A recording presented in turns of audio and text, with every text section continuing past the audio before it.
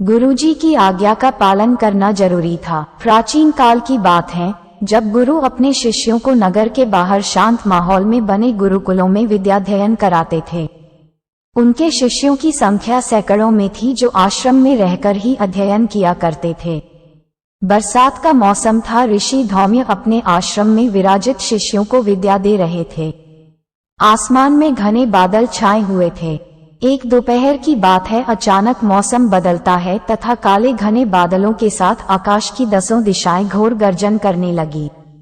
सहसा ही मूसलाधार बारिश शुरू हो गई और देखते ही देखते मानो बादल फट गया। चारों ओर जल ही जल का सागर हो गया। गुरुजी थोड़ी चिंता में बोले, इतनी बारिश आज से पूर्व कभी न हुई थी। कुछ देर ऐसे ही मूसलाधार बारिश होती रही तो खेत की मेद इतना दबाव न झेल पाएगी और सारी फसल तबाह हो जाएगी। गुरुजी ने अपनी बात पूरी की ही नहीं कि एक शिष्य धीरे से बोला, मेरी कुटिया भी रिस रही होगी ये कहता हुआ चलता बना।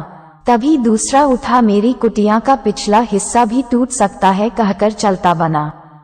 इस तरह किसी ने कपड़ों का बहाना किया तो किसी ने और कुछ कहते हुए सभी गुरुजी की कुटिया से खिचकते बने। आरुणि अभी तक वहां शांत बैठा था। वह भी खड़ा हुआ और बोला, गुरुजी मुझे आज्ञा दीजिए, मैं खेत पर जाता हूँ तथा बांध को पक्का कर देता हूँ। गुरुजी ने कहते हुए आज्ञा दी कि भले ही कड़ी मेहनत करनी पड़े, मेद कमजोर मत बनाना। गुरुजी की आज्ञा पाकर वह तेजी से खेत की तरफ चल दिया।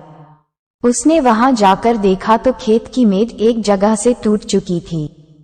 खेत का सारा पानी तेज गति से वहां बह रहा था। आरुणि उस टूटी मेद की जगह मिट्टी डाल डालकर थक गया, मगर तेज जल प्रवाह के आगे उसकी मेहनत काम नहीं आ रही थी। पानी उस रेत को बहाकर ले जा रहा था।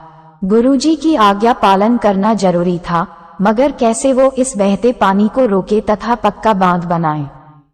उन्हें यकायक एक विचार आया और बांध के टूटे हिस्से पर मिट्टी लाकर डालने की जगह वह स्वयं लेट गया।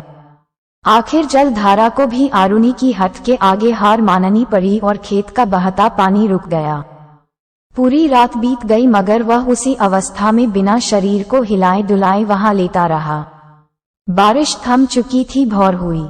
सभी शिष्य गुरु के समक्ष बैठकर अध्ययन में लग गए। आरुणि के नजर न आने पर गुरुजी ने चिंतित भाव से उसके बारे में पूछा तो एक शिष्य ने जवाब दिया, उसे कल दोपहर खेत की तरफ जाते हुए देखा था, उसके बाद वह कभी दिखाई नहीं दिया। किसी ने कहा वह अपनी कुटिया में सो रहा होगा। गुरुजी ने पता करने को भेजा तो वह कहीं नहीं मिला। गुरुजी अब किसी की न सुनकर खेत की तरफ चल पड़े और खेत के पास जाकर पुकारने लगे, आरुणि, आरुणि, बेटा आरुणि। मगर कोई जवाब नहीं मिल रहा था। वे खेत के चक्कर लगाने लगे। आखिरी में उन्हें टूटे बांध के मुहाने के पास बेहोश पड़े आरुणि को देखा। उन्हें सारा माजरा समझ आ गया और आंखों से आंसू की धारा बह निकली।